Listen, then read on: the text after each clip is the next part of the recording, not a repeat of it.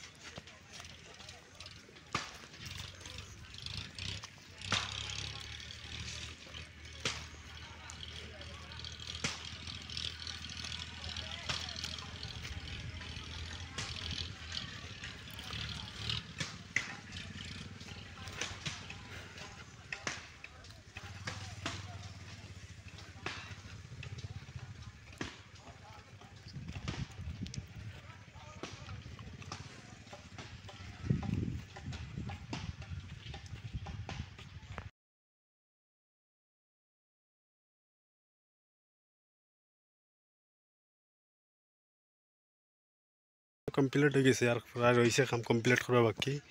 মানুষে কাম কাজ করিতরা ও দেখায়নি কত বড় প্যান্ডেল বনছে। ও দেখায়নি আর ও কাম কাজ চলের আছে বর্তমানে কাম কাজ চলের। আর পুরা বহুত বড় প্যান্ডেল বানানো হয়েছে ইস্তেমার, খাস করে ইস্তেমার প্যান্ডেল এখান আল্লাহর জবানি ওর মানুষের কাম কাজ পুরা চলের কাম কাজ। আমরা আইছি কাম কাজ করবার লাগিন দেখি আল্লাহ লাগাইনি আমরা জব হয়নি কাম কাজ লাগাইবার লাগিন।